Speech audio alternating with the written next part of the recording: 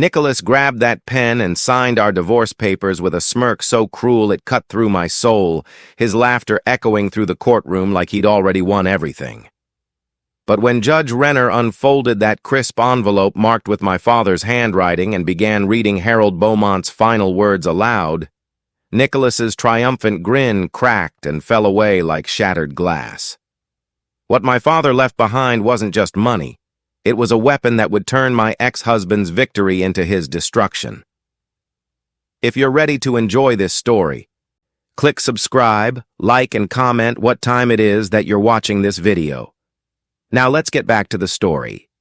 The air inside the Savannah courthouse that Thursday, August 15th, 2024, was thick with humidity and tension, the kind that clung to your skin and made every breath feel weighted. It was the last trial of summer, and somehow, it felt like the last trial of my life. I sat at the plaintiff's table in my black wrap dress, a deliberate choice, somber enough to remind the court of my father's recent passing, but sleek enough to project strength. My fingers twisted around each other in my lap, knuckles aching from the pressure. Across the aisle, Nicholas lounged in his chair as if this wasn't the end of our marriage, but the coronation of his victory. He was handsome, I'll give him that. Always had been. Clean-cut jawline, dark blonde hair combed neatly, the kind of blue suit that spoke of money and confidence. Once upon a time, I had mistaken that confidence for stability. Now I knew it was arrogance dressed in silk. The Graves brothers flanked him like a trio of predators in matching navy suits. I remembered when I first met them, at a New Year's Eve party in 2016, their laughter filling the Beaumont estate. Back then, they'd toasted me as the luckiest woman alive. Now, their smirks made my stomach twist. Judge Renner entered, his black robe sweeping behind him as he took the bench. He was a man in his late 60s, his silver hair always meticulously combed, his presence one that silenced even the most arrogant attorneys. For a moment, his eyes flicked toward me with something almost like sympathy, and then the proceedings began. Nicholas's lawyer spoke with a rehearsed efficiency, reciting terms of division that had already been argued and finalized. There wasn't much left to fight over, not after months of wrangling. Nicholas had made sure of that. He'd worn me down with motions, delays, and endless costs. Finally, the moment arrived. The papers were slid across to Nicholas. He picked up his pen, and I swear he paused just long enough to make sure I was watching. His grin spread like oil across water, wide and poisonous. With a flourish, he scrawled his name and leaned back, releasing a chuckle that echoed far too loudly in the quiet courtroom. It was then that the first tear slid down my cheek. I hadn't wanted to give him that satisfaction, but grief and rage were too tightly wound inside me. I didn't wipe it away. Let him see me cry. Let him think he'd won. Judge Renner cleared his throat. "Before I finalize this divorce decree," he said, his voice slicing through the silence, "there is an additional matter that must be read into record, pursuant to the last will and testament of the late Harold Beaumont." The air shifted. Nicholas's smirk faltered. My breath caught in my throat. The judge unfolded a crisp envelope. My father's handwriting still marked the front in his steady script. I remembered him writing letters at his desk, the scratch of his pen steady and sure. That handwriting had guided contracts, love notes, and now, his final words. "To my beloved daughter, Jed." The courtroom faded as my father's words filled the air. Each sentence was a lifeline, a reminder that even in death, Harold Beaumont was shielding me. He left me everything: Beaumont Enterprises, the estate, the properties, everything, but with one clause. If I had still been married to Nicholas, he would get nothing. Gasps rippled. Nicholas's brothers stiffened. The grin drained from his face. For the first time in years, I saw him exposed.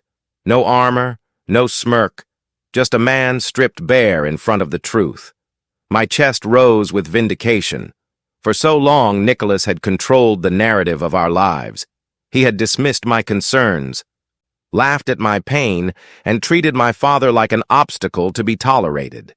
But Harold had seen through him, and now his words were etched into law. "This is outrageous!" Nicholas shot up, his palm slamming against the table. His voice cracked through the air, shaking with fury. "That old man hated me. He wrote that will to punish me, to make sure I never stood on equal footing with her." "Order!" Judge Renner barked, striking his gavel. But Nicholas's venom was only growing. His eyes locked on mine, a storm swirling in them. "You think this makes you stronger, Jed? You think inheriting Beaumont Enterprises will keep you safe? You don't know the deals I've made. You don't know the promises I've given in your father's name. That fortune is already compromised." Whispers buzzed through the courtroom like wasps. My pulse pounded. What had he done? Then, just as silence began to fall again, Judge Renner adjusted the paper in his hands. His eyes narrowed. "There is one final clause." The words hung like a guillotine.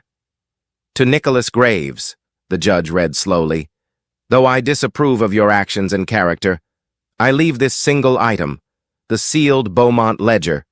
For reasons known only to myself, it is my wish you hold it.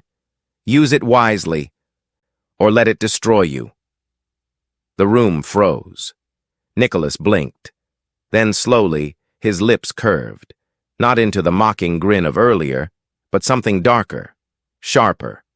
A smile that chilled me more than his laughter ever had. The gavel fell. The court adjourned. As I stepped into the August sun, the inheritance heavy on my shoulders, I heard it. The faint sound of Nicholas laughing behind me. Not triumphant, not mocking, calculating. And in that moment, I knew. The divorce was final, yes. But the real battle had only just begun. The ledger lay on my desk like a coiled serpent, silent but ready to strike. I hadn't slept. My eyes burned from hours of staring at its pages, the neat handwriting of my father now a gateway to secrets I hadn't wanted to believe. Every entry told a story. Some I recognized immediately. Political donations to Savannah's mayoral campaigns, discreet payments to contractors who had cut corners on real estate projects, charitable contributions with quiet kickbacks. It was the kind of corruption I had always suspected existed in the higher echelons of power, but never imagined my father would leave documented proof of. And then there was Nicholas's name. That one entry seared into my brain like a brand. October 12th, 2022, $1,880,000. No explanation, no notes, just the cold reality that my father had paid my husband nearly $2 million during the very month I had caught him cheating. The irony twisted deep. Why? What was Nicholas hiding that tied him to my father's ledger? By dawn, I had made my decision. I needed answers, and I wouldn't get them sitting in this study drowning in bourbon and fear. At 9 a.m., I walked into Beaumont Enterprises headquarters for the first time, not as Harold's daughter, but as its heir. The glass building towered over downtown Savannah, sunlight gleaming off its surface. Inside, employees stopped what they were doing to stare. Whispers rippled through the air like wind through tall grass. "Ms. Beaumont," the receptionist stammered, "we weren't expecting—" "You'll be seeing a lot more of me," I said, my voice firmer than I felt. I took the elevator to the executive floor, my heels clicking against the polished marble. My father's office had already been cleared out, his personal belongings boxed away, the space too sterile. But the walls still smelled faintly of his cologne, and for a moment I could almost see him there, leaning back in his leather chair, sipping bourbon while he strategized. The first person to knock on the door was Robert Kane, Beaumont Enterprises CFO. He was in his late 50s, balding, with sharp glasses and a reputation for loyalty. "Jed," he said carefully, shutting the door behind him. "First, let me say how sorry I am again about your father. He was a mentor." I nodded. Thank you, Robert. I need to ask you something, and I need the truth. His brow furrowed. Of course. I slid the ledger across the desk toward him. His face paled instantly, his hand recoiling as though I'd placed a loaded gun on the table. Where did you? He began. It doesn't matter. I know what it is, and I know my father left it to Nicholas. I need to know why. Robert pressed his lips together, adjusting his glasses. Jed, that ledger, it's dangerous. Your father kept it as leverage. Every name in there owes him something. Every transaction is a weapon. That's why he left it to Nicholas. I blinked. A weapon? To Nicholas?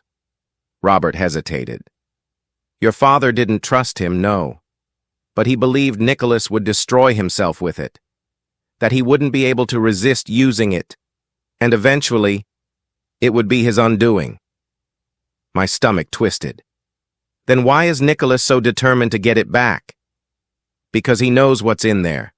He knows what it means. And if he controls it... Jed, he controls Savannah. I leaned back, the room spinning.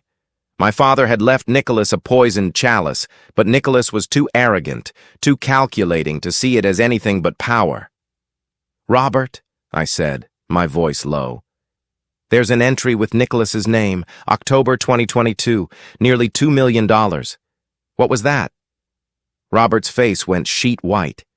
He hesitated for a long time before whispering, That money wasn't from your father. It was paid to him, but not by Harold.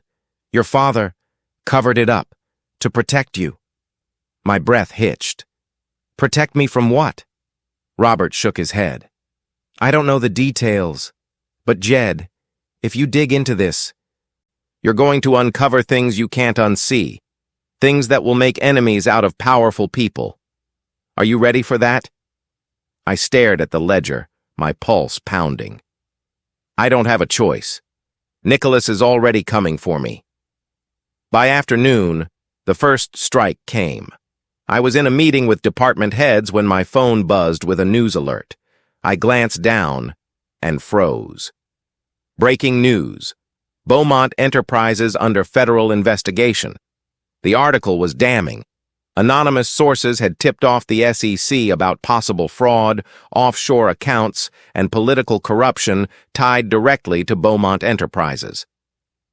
Photos of me leaving the courthouse splashed across the page, the headline framing me as the heiress of scandal. My throat tightened. This was no coincidence. Nicholas had moved faster than I anticipated. He was using the ledger's existence, or perhaps leaking pieces of it, to unleash chaos. Robert read the article over my shoulder, his expression grim. He's setting you up, Jed. He's trying to turn the public against you before you can even get your footing. I swallowed hard. Then we hit back. How? I closed the laptop, staring at the ledger. We use this. We find out exactly what Nicholas has done, and we make sure the world knows the truth. That evening, I returned to the estate, the weight of the day pressing heavy. I locked myself in the study, spreading the ledger across the desk. I traced Nicholas's entry again and again, my mind racing. $2 million, October 2022. Suddenly, it clicked. That was the same month a real estate project downtown had collapsed in scandal, an unfinished development called River's Edge. The deal had been quietly swept under the rug, but I remembered whispers, bribes, missing funds, political cover-ups. I pulled up old news articles, cross-referencing dates with the ledger entries. There it was, payments to city officials, shell companies linked to Nicholas's law firm. My father had recorded everything, but he hadn't exposed it. He'd hidden it, maybe to protect me, maybe to preserve the family name. And Nicholas, he had been at the center of it all. My phone buzzed again. This time it wasn't anonymous. It was Nicholas. I hesitated, then answered. What do you want? His voice was calm, almost amused. You opened it, didn't you? Silence. I can hear it in your voice, he continued. You finally see the truth. Your father wasn't the saint you thought he was. And you? You're not strong enough to carry what he left behind. My grip tightened on the phone. You leaked the investigation. Of course I did. And this is only the beginning. Hand over the ledger, Jed. It's mine, by law. And if you think you can stop me, you're a fool. I forced steel into my voice. You don't scare me anymore, Nicholas. He chuckled darkly. You should be scared, because next time I won't just come for your company. I'll come for you. The line went dead. I sat there for a long time, staring at the phone in my hand, the ledger spread open before me. My father had left me a kingdom built on secrets, and Nicholas was ready to burn it all to ash. But as fear curdled into resolve, I whispered to the empty room, You underestimated me, Nicholas. Just like you always have. This wasn't just about inheritance anymore. It wasn't just about divorce or betrayal. This was war, and I was ready to fight. The next morning, the Savannah skyline bled pink with dawn, but for me, it might as well have been midnight. I hadn't slept. The ledger sat on the desk in front of me, its cracked leather cover a constant reminder of my father's shadow. I'd gone through nearly half of it in the night, my eyes aching. My hand scribbling notes on yellow legal pads. Every page revealed another layer of rot. Politicians, judges, businessmen. Names I'd grown up hearing at dinner parties and charity galas. Names that had toasted my father, laughed in my living room, congratulated me at my wedding. Their secrets were neatly catalogued, every transaction like a nail in the coffin of Savannah's facade. But the more I read, the clearer it became. Nicholas had been embedded in this long before I married him. He wasn't just a greedy opportunist who saw me as his ticket into the Beaumont fortune. He was part of the machinery itself. I leaned back, rubbing my temples, when my phone buzzed. It was Robert Kane. Jed, he said as soon as I answered, his voice tight. We need to meet. Now. We met at a cafe near Forsyth Park, a discreet spot my father had often used for business conversations he didn't want traced. Robert sat at a corner table, his tie loosened, his eyes darting around nervously. You look like hell, he said when I slid into the seat across from him. Thanks, I muttered. What's so urgent? He leaned forward. The SEC raid. It's moving faster than I expected. They'll be at headquarters within days. They're looking for records, accounts, anything that ties Beaumont Enterprises to fraud. My stomach dropped. They'll find everything in the ledger if Nicholas leaks more of it. Robert's lips pressed into a thin line. Exactly. Which is why you need to decide whether to burn it or use it. I stared at him. Burn it? Are you insane? This ledger is the only proof I have of what Nicholas has done. If I destroy it, he wins. And if you use it, Jed, Robert hissed, you're dragging your father's legacy through the mud. Do you really want Harold Beaumont remembered as the architect of Savannah's corruption? His words hit like a slap. My father had been a titan in this city, a man whose philanthropy and investments built schools, parks, and jobs. To expose him now would be to destroy that memory, not just for me, but for the thousands who revered him. But Nicholas was already twisting the narrative, already using that same corruption as a weapon against me. I clenched my fists. I don't have a choice. If Nicholas controls the story, I lose everything. My father's company, my name, even my life. Robert hesitated, then nodded grimly. Then you're going to need allies. By afternoon, I had my first. Her name was Detective Marisol Vega, a sharp-eyed woman in her early 40s with a reputation for chasing corruption cases that other cops wouldn't touch. I found her through an old contact of my father's. Ironic, considering he probably paid her to look the other way at some point. We met in her office at the precinct, the blinds half drawn, the smell of stale coffee in the air. She leaned back in her chair, studying me. So, you're Harold Beaumont's daughter, she said. Funny. Your daddy always swore he'd never see one of his own walk through these doors unless it was for charity. I swallowed. I'm not here for charity. I'm here for justice. Her eyebrow arched. Big word for someone holding a grenade. I slid a photocopy of one of the ledger's pages across her desk, the one with Nicholas's name and the $2 million entry. Her eyes scanned it, and for the first time, her expression shifted from skepticism to sharp interest. Where'd you get this? My father left it behind. The rest of the ledger is safe. For now. She leaned forward. Jed, if this is real, it could topple half the city. Judges, politicians, contractors, and Nicholas Graves. He's not just a divorcee with an ego. He's dangerous. You sure you're ready for that fight? I forced myself to hold her gaze. He threatened me. He said he'd come for me next. I don't have the luxury of waiting. Marisol tapped her pen against the desk. All right, I'll help you. But understand this. Once you open this box, there's no closing it. You'll be hunted, and not just by Nicholas. Her warning lodged deep in my chest, but I nodded. Then let them hunt. That evening, I returned to the estate with a strange flicker of hope. For the first time since the courtroom, I wasn't alone. But hope is fragile, and Nicholas was already moving. I found out just after dinner when one of the housekeepers rushed into the study, her face pale. Ms. Beaumont, you need to see this. She held out her phone, a live stream playing. My heart plummeted. Nicholas was on television, standing outside Beaumont Enterprises headquarters with his brothers at his side, giving a press conference. Cameras flashed, reporters shouted, but his voice was calm, rehearsed, every word a dagger. Today, we face a tragedy in Savannah, he declared.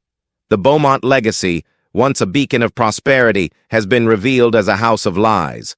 Fraud, bribery, corruption, all meticulously hidden by Harold Beaumont and now inherited by his daughter, Jed. Gasps from the reporters. Nicholas continued smoothly, his expression grave. Out of respect for Harold, I remained silent for years.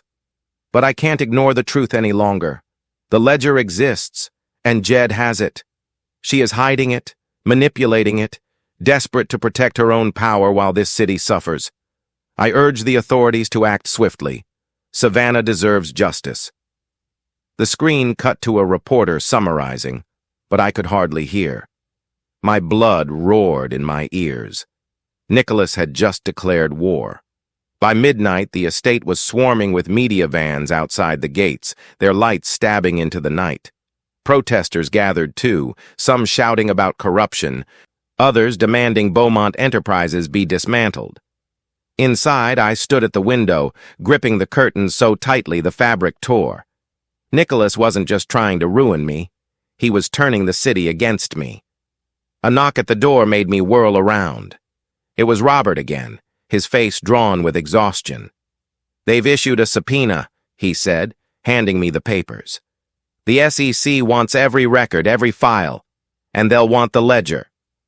My knees nearly buckled.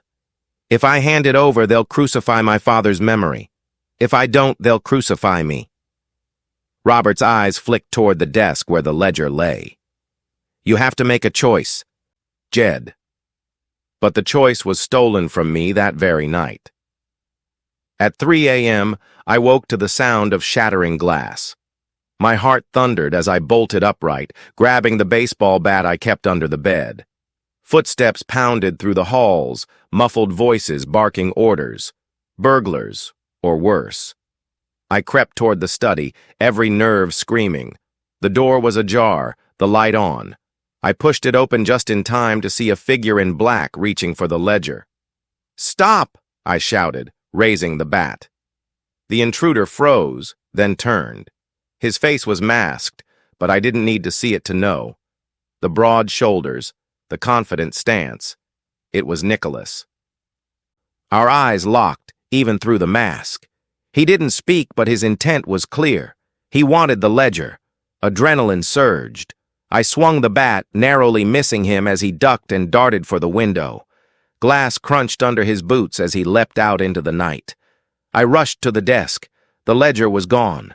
My breath came in ragged gasps. He'd taken it. But as I scanned the floor, my eyes caught something. A scrap of paper torn from the back of the ledger, left behind in his haste. I snatched it up, my heart hammering. It was a list, names, dates, amounts, and at the top, underlined twice, one chilling phrase, Operation Ashfall. I clutched the paper, my body shaking.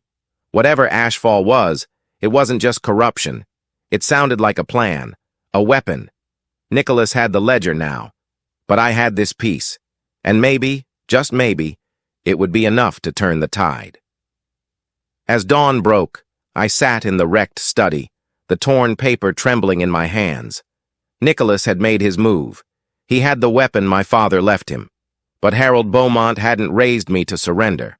I would find out what Operation Ashfall meant, and when I did, I would make Nicholas regret underestimating me. The war had begun. The estate was quiet that morning. Too quiet, the kind of stillness that presses down like a shroud. Outside, the world was chaos. Media vans, protesters, flashing lights. But inside, it felt like the calm before a storm. I sat in my father's leather chair, the scrap of paper clutched in my hand, the words, Operation Ashfall, burning into my mind. Nicholas had taken the ledger. My father's most powerful weapon was gone, now sitting in the hands of the man who would happily watch me burn. But he'd left me this piece, maybe by accident, maybe by arrogance. Either way, it was all I had. The list on the torn page was short but sharp, dates stretching back 2 years. Payments listed in staggering amounts, $500,000 here, $1 million there, names I didn't recognize, and at the top, underlined twice, Ashfall. I didn't know what it meant, but my gut told me this wasn't just about money. This was bigger, and I wasn't going to find answers sitting in this chair. Detective Marisol Vega didn't look surprised when I showed her the page later that morning. Her office was cluttered, case files stacked in precarious towers, the blinds tilted to block out the rising Savannah sun. She scanned the list with a frown, her dark eyes narrowing. "You've stumbled into something ugly, Jed," she said finally, tapping the paper. "Ashfall's been a whisper in law enforcement circles for months. Nobody's been able to pin down what it is, but we knew it involved money, and we knew it involved men like your father." I stiffened. Men like him? Powerful, connected, willing to get their hands dirty while keeping their shoes clean. Her words cut deeper than I wanted to admit. My father had been many things, complicated, ambitious, protective, but I never thought of him as corrupt. Yet the ledger told another story, one I couldn't ignore. "What happens if Nicholas has the rest of this?" I asked quietly. Marisol sighed. "Then Savannah's his playground. He'll have leverage over politicians, judges, businesses, hell, maybe even over me. If Ashfall is what I think it is, he could use it to blackmail half the state." My stomach turned. "So what do we do?" She leaned back in her chair, studying me. "We? You mean you. You've got the inside track now, Jed. The ledger was meant for Nicholas, but your father left this piece for you, whether he realized it or not. If you want to fight back, you need to dig into these names. Find out what Ashfall is before Nicholas uses it." I nodded slowly, clutching the page tighter. "Then that's what I'll do." Marisol's gaze softened, just slightly. "Be careful. Men like Nicholas don't just play hardball. They play to kill." By afternoon, I was back at Beaumont Enterprises, standing in the archives room surrounded by decades of dusty files and ledgers. Robert Kane had reluctantly granted me access, though he looked like he wanted to throttle me when I mentioned Operation Ashfall. "You don't understand," he hissed as I combed through files. "These aren't games, Jed. Your father kept certain things buried for a reason. If you start unearthing them now..." He left them to me, I snapped. He trusted me to deal with this. Or maybe he trusted me to survive it. Either way, I can't sit back while Nicholas uses it against me. Robert's face pinched, but he said nothing more. I spent hours digging, cross-referencing dates and names. And then, buried in a file marked innocuously as Infrastructure Investments 2022, I found it. A series of contracts tied to a development project on the Savannah River, River's Edge. My stomach knotted. The same project Nicholas's name had been linked to in the ledger. The contracts were a mess. Payments shuffled between shell companies, construction halted halfway, environmental violations ignored, and then, tucked in the back, a single memo with the word Ashfall in the header. My breath caught as I read, Phase I complete. Phase 2 contingent on clearance from City Council. Target date, January 2025. Deliverables, 200 acres secured, offshore funding guaranteed. Code name, Ashfall. I dropped the paper, my hands shaking. River's Edge hadn't been abandoned. It had been repackaged, and if the memo was right, Ashfall was its continuation. A project so massive, so well-funded, it could reshape Savannah itself. And Nicholas was at the heart of it. That night, I confronted Robert in his office. "You knew," I accused, slamming the memo on his desk. "You knew about Ashfall. You've been protecting it all along." He flinched but didn't deny it. "Jed, listen to me." "No, you listen." My voice shook with fury. "My father left this behind because he didn't trust Nicholas. And you've been covering for him? For what? Money? Loyalty?" Robert's eyes glistened with something like guilt. "Your father thought he could control it. He believed Nicholas was reckless enough to destroy himself with the ledger, and that would end it. But Harold underestimated him. We all did." I leaned forward, my hands braced on his desk. "Then help me stop him." Robert hesitated, then sighed heavily. "If you want to stop Nicholas, you need to follow the money. The offshore accounts tied to Ashfall aren't just funding construction. They're tied to arms shipments, political campaigns, even foreign investors. If Nicholas controls that pipeline, he controls everything," I finished grimly. Robert nodded. "Exactly." I barely made it back to the estate before the first blow landed. My phone buzzed with another news alert. A breaking story splashed across the screen. Judge Beaumont under investigation for embezzlement. I stared in horror as the article detailed supposed transfers from Beaumont Enterprises accounts into my personal bank account. Millions of dollars I had never seen, never touched. He was framing me. I sank into the nearest chair, my hands trembling. It was too precise, too calculated. Nicholas had the ledger now, and with it, he had the means to twist every record, every secret, into a weapon against me. The estate phone rang. I answered, my voice shaking. Nicholas's smooth drawl slid down the line. "You look good on the news tonight, darling. Almost like you belong in handcuffs." "You bastard," I spat. "You think you can scare me into surrendering?" His chuckle was cold. "Surrender? No, Jed. I don't want you to surrender. I want you to watch. I want you to see everything your father built collapse around you. And when the ashes settle, I'll be the one standing." My grip on the phone tightened until my knuckles turned white. "You'll burn with it, Nicholas. I swear it." He didn't answer, just laughed and hung up. By midnight, the estate felt like a prison. Reporters outside the gates, subpoenas piling on my desk, Nicholas's shadow creeping closer. But the scrap of paper sat in my hand, the word Ashfall gleaming like a beacon. He thought he had won by stealing the ledger. He thought the game was his. But he'd made one mistake. He'd underestimated me.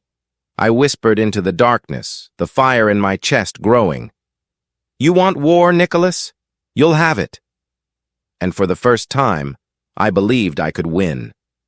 The estate's windows rattled from the noise outside, reporters shouting, cameras flashing, protesters chanting. It was a circus, and I was the main attraction. But inside, silence ruled. A suffocating, oppressive silence that weighed on my chest as I sat in my father's study, staring at the torn scrap of paper. Operation Ashfall. It wasn't just a project, it was a machine Nicholas now controlled. He had the ledger, the accounts, the names.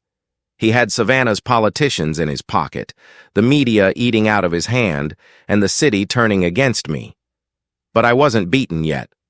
I pulled out my phone and dialed Detective Marisol Vega. She answered on the second ring, her voice sharp. "You sound like you haven't slept in days." "I haven't," I admitted. "But I found something. A memo. It ties Ashfall to River's Edge. Offshore funding, political clearances. It's huge." She let out a low whistle.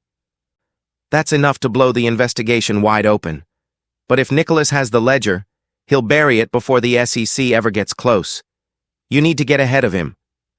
My fingers drummed against the desk. "How?" Marisol's tone hardened. "Go public. Expose him before he exposes you. Don't let him control the story." My stomach clenched. "You mean stand in front of cameras and admit my father was corrupt?" "I mean," she said firmly, "stand in front of cameras and tell the truth before Nicholas twists it into something worse. People can forgive honesty. They won't forgive silence."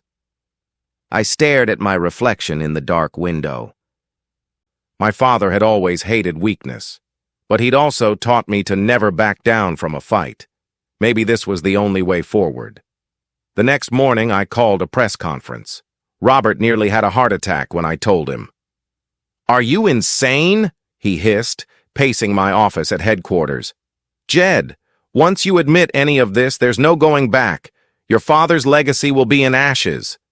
"He built his legacy on ashes," I shot back. "It's time people knew the truth." Robert stopped, staring at me with something like awe. "You've got your father's fire," he murmured. "No," I said quietly, pulling my shoulders back. "I've got my own."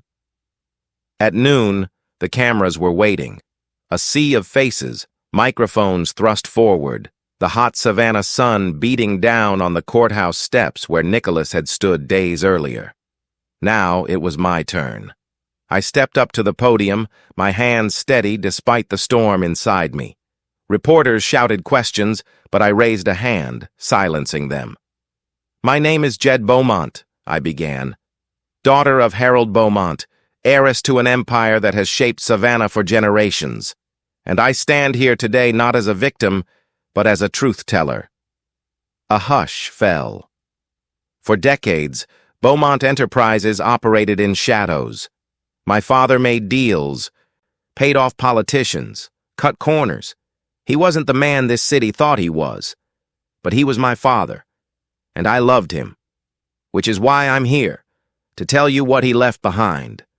A ledger, a record of every secret, every transaction, and Nicholas Graves, my ex-husband, now has it. Gasps rippled through the crowd.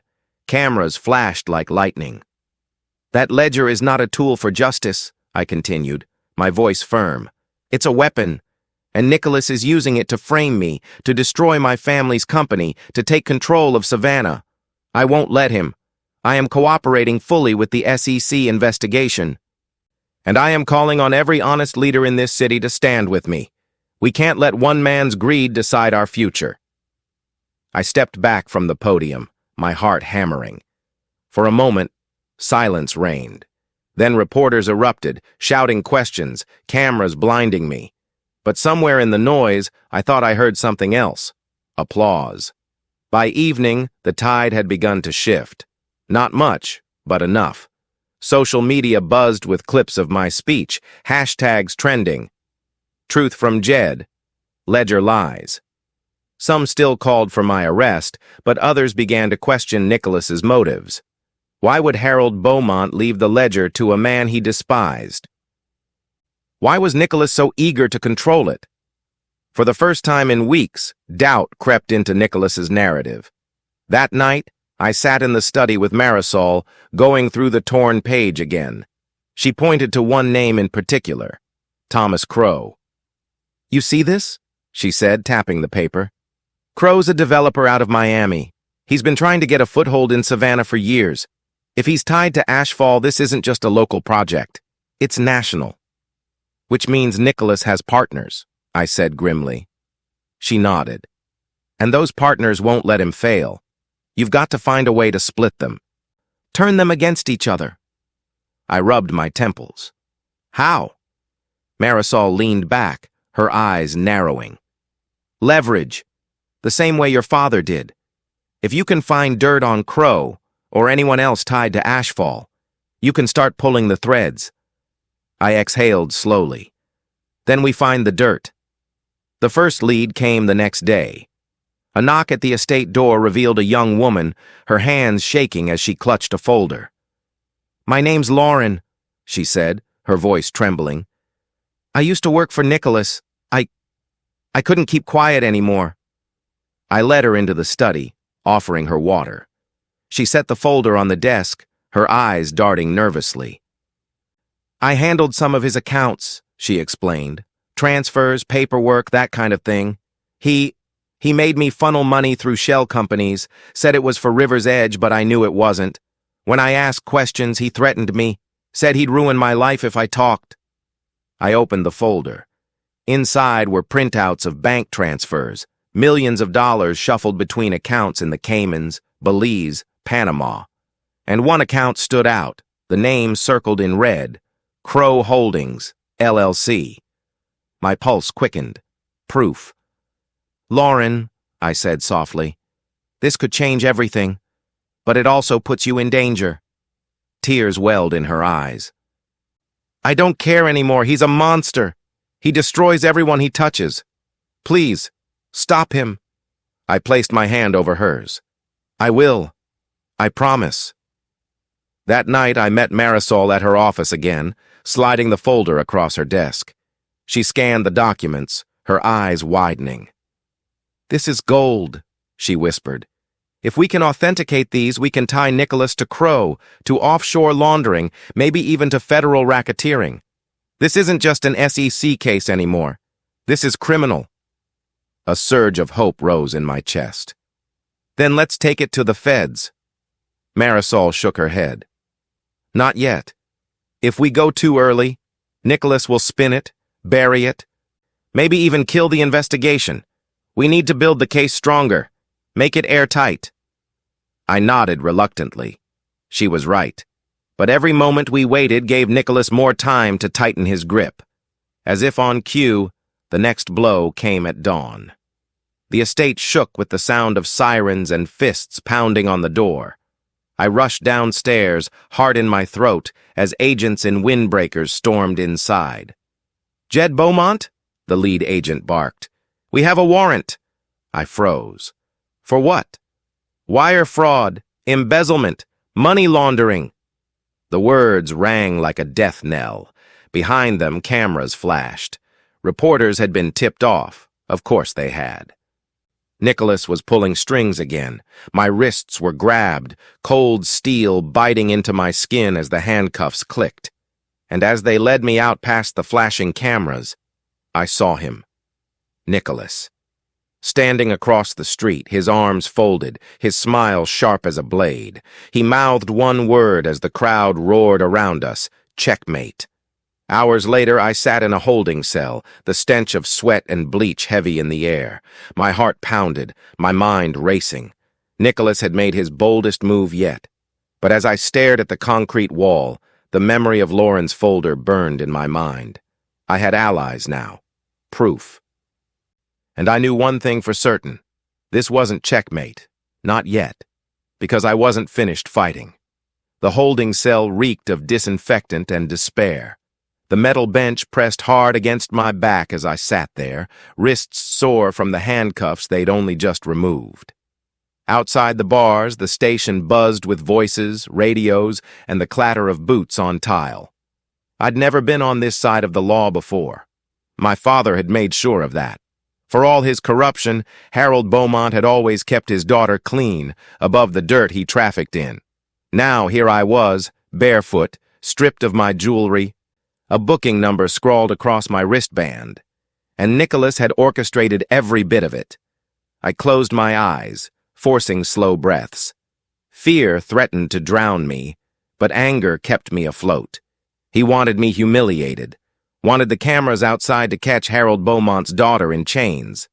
But humiliation wasn't the same as defeat. Not yet.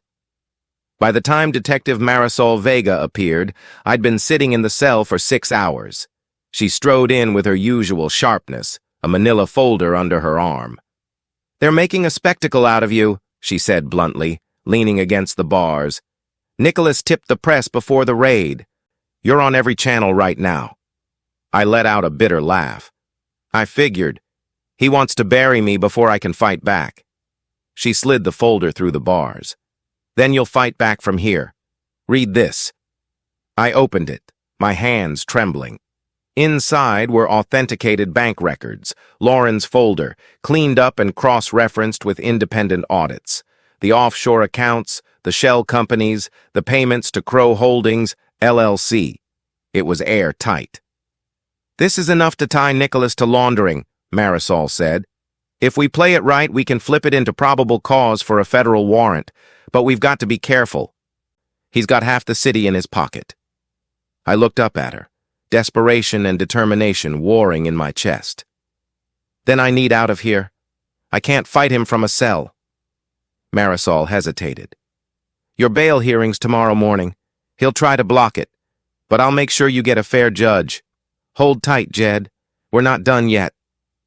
She left, her footsteps echoing down the corridor, leaving me with the folder clutched in my lap. Proof.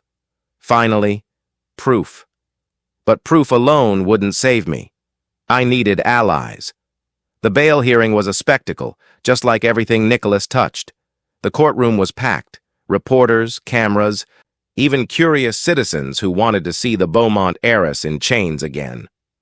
Nicholas sat at the back, perfectly tailored suit, smug expression. Our eyes locked as I was led to the defense table, my wrists still cuffed.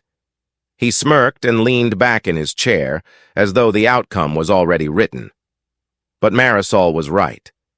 The judge assigned to the hearing was one of the few in Savannah who hadn't taken Beaumont or Graves' money over the years, Judge Elaine Whitaker, a woman with a reputation for independence. The prosecution pushed for no bail, arguing I was a flight risk with international accounts. My lawyer, a young but fierce attorney named Amelia Cross, countered with Lauren's records.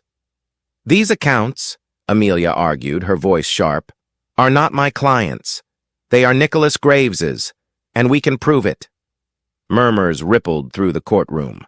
Nicholas's jaw tightened, though his smirk remained plastered in place. Judge Whitaker studied the documents carefully, her brow furrowed. Finally, she looked up. "Bail is set at $500,000, she declared. "Ms. Beaumont will surrender her passport and remain under house arrest until trial." Relief crashed through me like a wave. I wasn't free, but I wasn't caged anymore either. As I was led out, I glanced back at Nicholas. His smirk had faltered just slightly. A crack. Back at the estate, ankle monitor in place, I gathered my allies. Amelia, fierce and unflinching. Marisol, sharp-eyed and relentless. And Lauren, shaking but resolute, her evidence the cornerstone of our case. We sat in the study late into the night, papers spread across the desk, coffee cups piling up. "Crow's the key," Amelia said, tapping one of the documents. "If we can prove Nicholas funneled money to him illegally, we can bring in federal charges. But Crow won't go down quietly." Marisol nodded.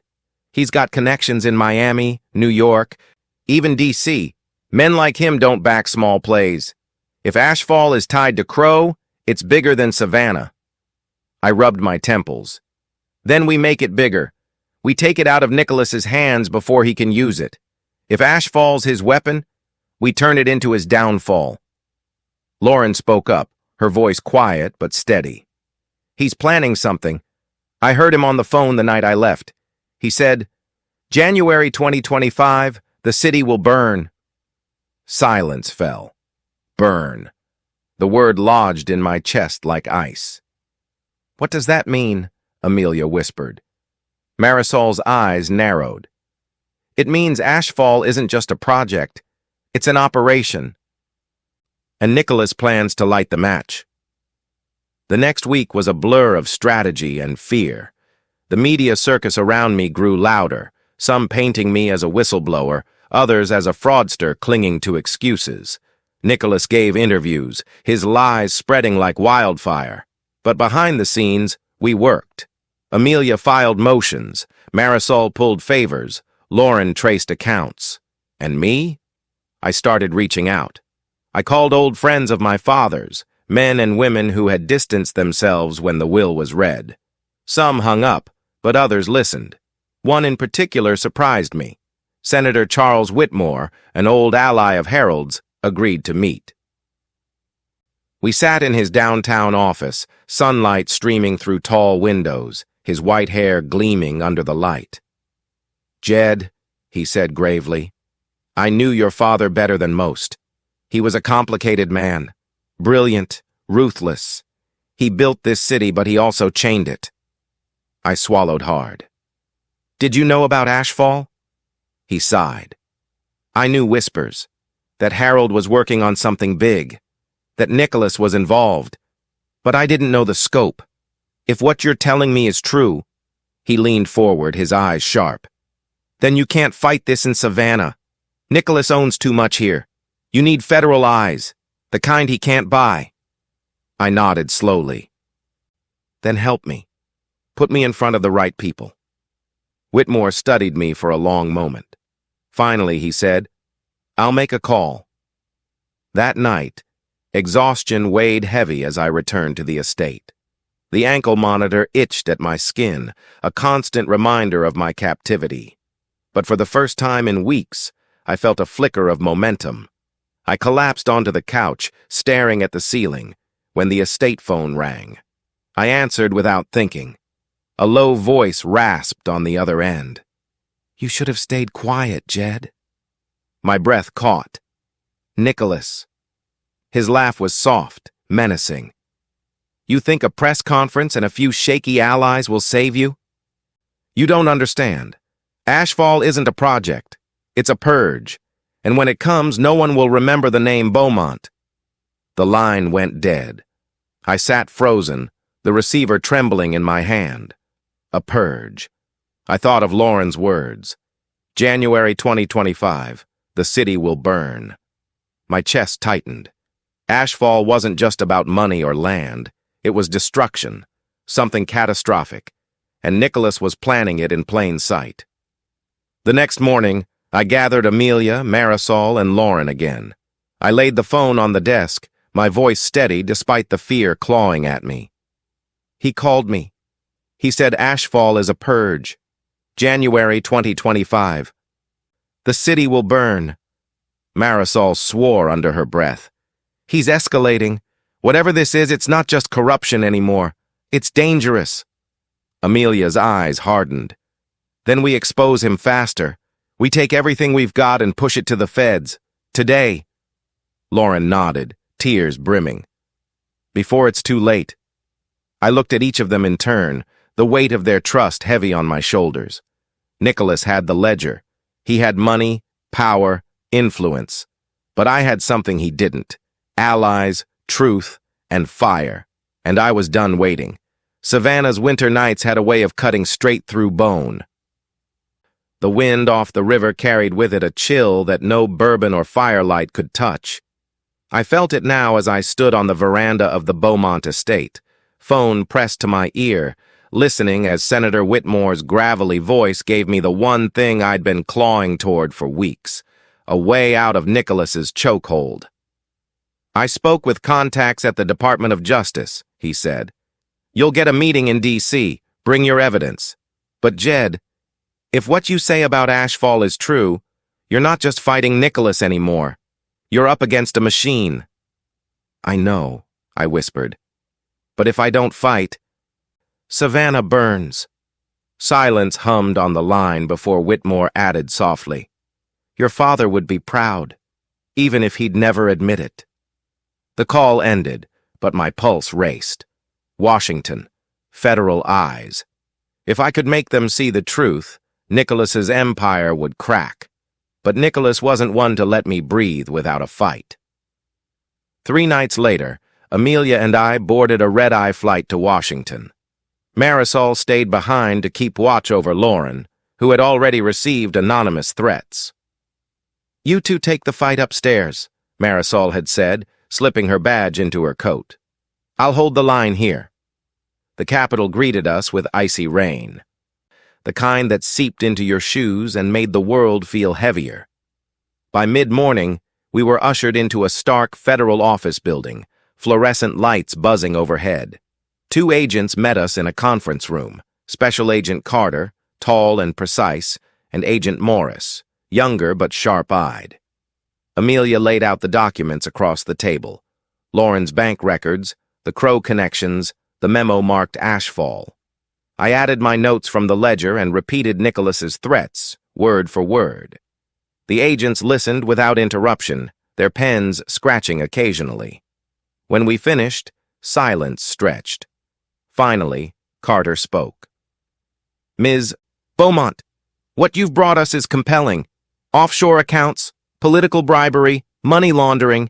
It's enough for us to open a preliminary investigation." "Preliminary?" I demanded, frustration spiking.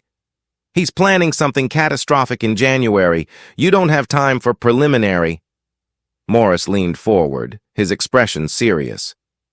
"We need more than whispers and scraps of paper if we're going to stop something of that scale. We need hard proof of Ashfall's operational plan." I clenched my fists. "The proof is in the ledger. But Nicholas has it." Carter's gaze sharpened. "Then we need to get it back." When we returned to Savannah, the city felt different, tenser, darker. Protesters had grown louder, crowds thicker outside the estate gates. The press painted me as a traitor one day and a savior the next. Nicholas fed the chaos, giving interviews with carefully chosen barbs. "She's desperate. She's unstable. She'll say anything to protect herself." And people believed him. His smile was still convincing, his words still coated in honey. But cracks were showing. Rumors whispered of allies pulling away, of partners uneasy with the spotlight. Crow's name surfaced more often in the papers. Questions raised about his sudden wealth. Nicholas's empire was fraying, thread by thread, which made him dangerous. The first sign came late one night. I was reviewing notes in the study when the estate lights flickered. Seconds later, the entire house went dark. "Generator," I muttered, grabbing a flashlight. But before I could move, my phone buzzed. A message, unknown number. "Lights out, darling. Time to choose, run or burn." My breath caught. Nicholas. I bolted upstairs, heart hammering, calling for the staff. Everyone was accounted for, thank God. But panic crackled in the air. Outside, headlights flared at the edge of the property before vanishing into the night. A warning, a show of power. The next morning, Amelia cornered me in the kitchen. "He's escalating. If he feels you slipping out of his grasp, he'll get violent." I gripped the counter, my resolve hardening. "Then let him. He thinks fear will break me. He's wrong." But even as I said it, dread gnawed at me. 2 days later, Lauren disappeared. She was supposed to meet Marisol at the precinct. She never showed. Her apartment was empty, the lock broken. Her phone lay shattered on the kitchen floor. Marisol's voice was tight when she called me. "This was Nicholas. He's sending a message." I sank into a chair, cold washing over me.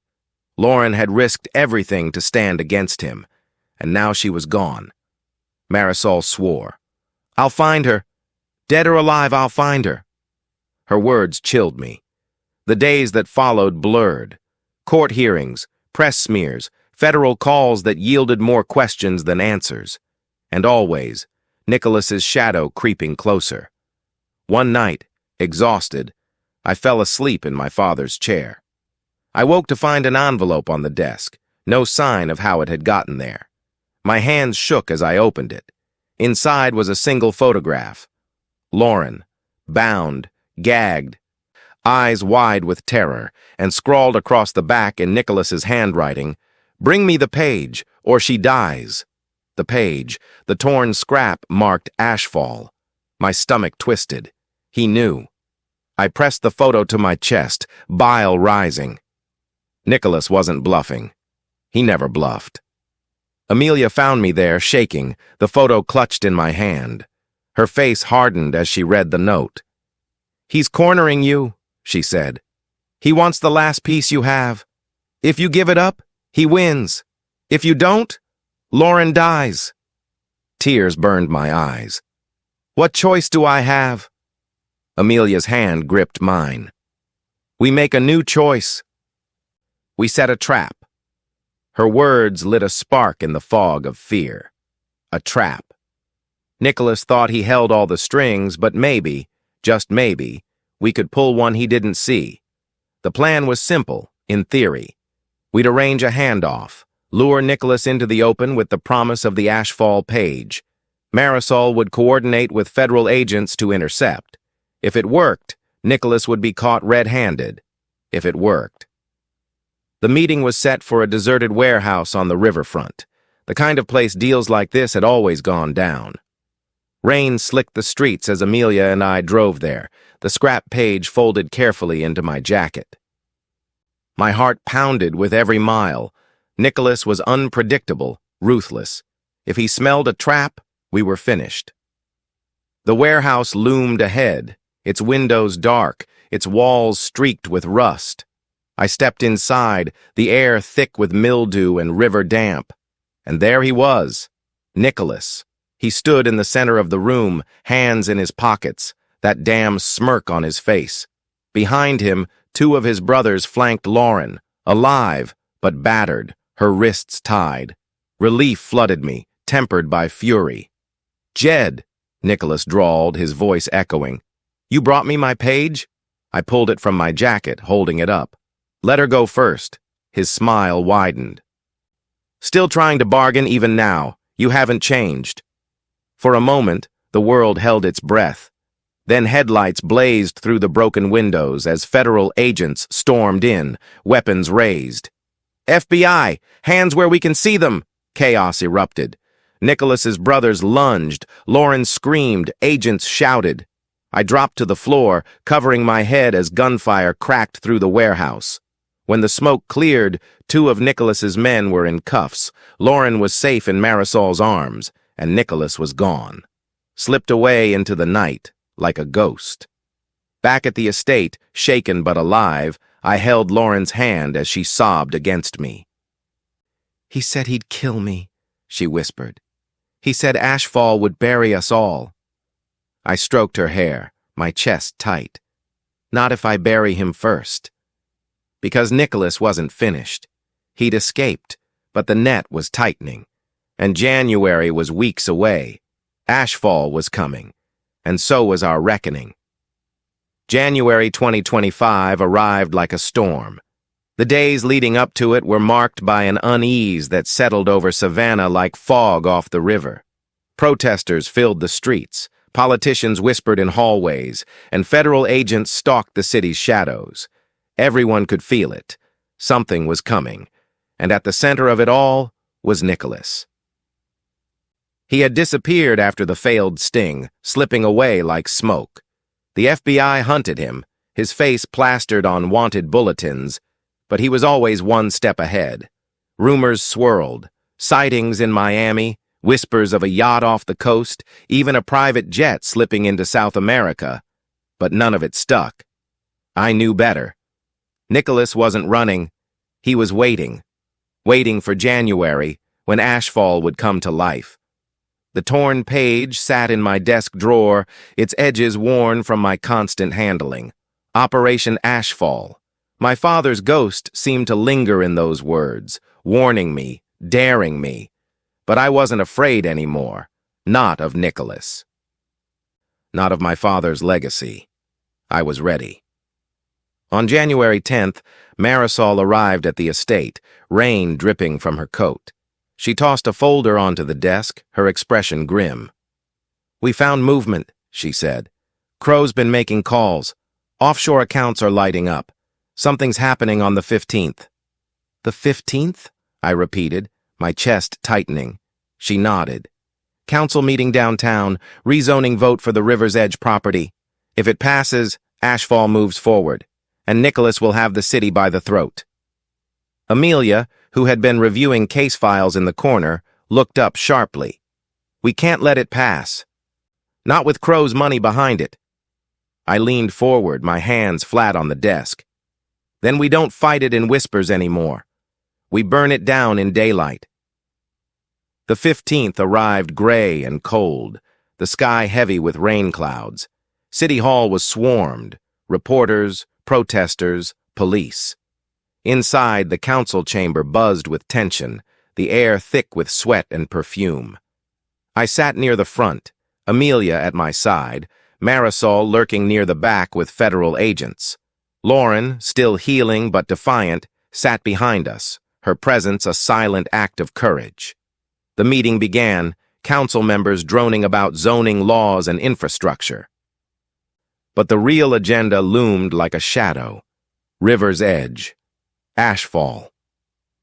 When the vote was called, Nicholas made his move.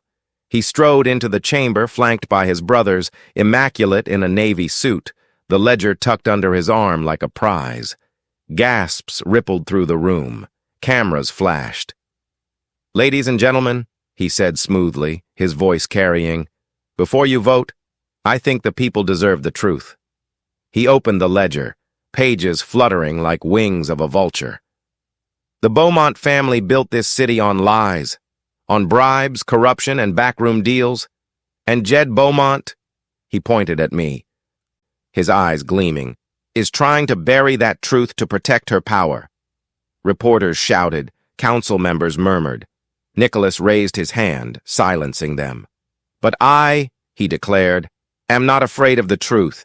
I will lead Savannah into a new era, an era of prosperity, of bold projects like River's Edge, free from the shackles of the past." Applause erupted from his allies, but it was shaky, uncertain. Doubt had crept in, thanks to my speech, my fight, and now was my moment. I rose to my feet, my voice steady. "You want the truth, Nicholas? Then let's give it to them." I pulled the torn page from my pocket, holding it high. "This is the piece you didn't count on, the one my father left behind. It doesn't show prosperity, it shows destruction. Operation Ashfall isn't about building Savannah, it's about burning it." Gasps filled the chamber. I stepped forward, my voice rising. "January 2025, offshore accounts, payments to developers like Thomas Crow, plans to seize land, crush businesses, and funnel billions out of this city while leaving it in ruins. This isn't renewal, it's a purge." Council members whispered furiously. Reporters scribbled. Cameras zoomed in. Nicholas's smirk faltered. "You lie," he spat. I shook my head. "No, Nicholas, you lie. You've always lied. To me, to this city, to everyone who ever trusted you. But your lies are done." I turned to the agents in the back. "Now." Marisol moved first, flashing her badge. Federal agents swarmed, pushing through the chaos. Nicholas backed away, the ledger clutched to his chest, his brothers bristling. "Arrest him!" Marisol shouted. But Nicholas wasn't going quietly. He shoved a councilman aside and bolted for the doors, chaos erupting in his wake. His brothers followed, fists flying. I ran too, my heels pounding the marble floor, heart in my throat. This ended tonight. Outside, rain hammered the streets as Nicholas sprinted toward a waiting car. Sirens wailed, agents shouting. I chased him, my lungs burning. "Nicholas!" I screamed. He turned, rain plastering his hair to his forehead, the ledger still in his grip. For the first time, I saw desperation in his eyes. "This city is mine!" he shouted over the storm. "It was always mine!" I shook my head, stepping closer despite the agents closing in. "No, Nicholas, it was my father's, and now it's mine, and you're nothing." His face twisted with rage. He lunged toward me, the ledger raised like a weapon. But before he could strike, Marisol tackled him from the side, sending the ledger skidding across the wet pavement. Agents swarmed, wrestling him to the ground as he screamed, his voice raw and guttural. "You'll regret this, Jed! You'll regret it!" The words echoed off the buildings as cuffs clicked around his wrists. I stood frozen, rain soaking me, the ledger lying at my feet. Slowly I picked it up, its pages swollen with water, its ink bleeding. The weapon that had haunted me, that had destroyed so much, was finally in my hands. And for the first time, I wasn't afraid of it. Weeks later, Savannah began to breathe again. Nicholas and his brothers sat in federal custody, their empire unraveling under the weight of indictments. Thomas Crow fled the country, but the feds were close on his heels.